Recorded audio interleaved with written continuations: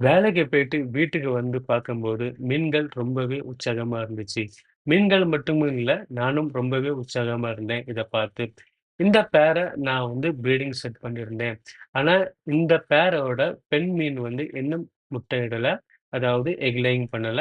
So, அதனால டெம்பரவரிக்கு கீழ இருக்கிற டேங்க்ல இந்த பேர நான் பார்ட்டிஷன் பண்ணி வச்சிருக்கிறேன். அடுத்தது நீங்க இப்ப பார்த்துட்டு இருக்கிற இந்த மீன் பேர் வந்து ஏஞ்சல் ஃபிஷ். இது நான் கடந்த மாதம் 2 பேர் நான் வாங்கிட்டு வந்திருந்தேன். அந்த 2 பேர்ல வந்து 1 பேர் வந்து இறந்து போயிடுச்சு. இப்ப இருக்கிற ஒரே 1 பேர் தான் இப்ப என்ட்ட இருக்கு. இதை என்னோட நண்பர்கள் சொன்னாங்க. இது மேல், ஃபீமேல்ன்ட்டு. அதனால ஒரு சின்னதா ஒரு டோப்ல நான் ப்ரீடிங் நெட் செட் பண்ணி நான் வச்சிருக்கிறேன். சமீபத்தில நான் ஒரு ஃபிஷ் ஷாப்க்கு நான் விசிட் பண்ணியிருந்தேன். அந்த ஃபிஷ் ஷாப்ல நான் ஏற்கனவே ப்ரீடிங் பண்ண போலார் பேரட் அதாவது நான் ஒரு 12 வருஷத்துக்கு முன்பு நான் ஒரு பேர் எடுத்து நான் ப்ரீடிங் பண்ணியிருந்தேன். ஸோ அது எனக்கு ஞாபகம் வந்துருச்சு. ஸோ சரி நம்ம இந்த ஃபிஷ்ஷ நம்ம மறுபடியும் வாங்கி நம்மளும் ஏன் ப்ரீடிங் பண்ணக்கூடாதுன்ட்டு நான் யோசிச்சேன்.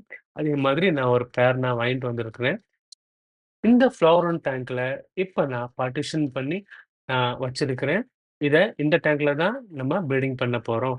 அத நீங்க பொறுத்திருந்து போக போக பாருங்க. இதுகள பத்தி நான் அப்டேட் உங்களுக்கு நான் குடுத்துக்கிட்டே இருப்பேன். இதுல மொத்தம் 2 பேர் இருக்கு. இந்த பேருகள் இப்ப நல்லாவே செட் ஆயிருச்சு. இன்னும் 1 வீக்ல இத நீங்க எக் லேயர்டோட பார்க்கலாம். குட்டிகள பார்க்கலாம். I hope so. ஸோ இந்த பெரிய டேங்க்ல நான் 2 பேரா பார்ட்டிசிபேட் பண்ணி வச்சிருக்கிறேன்.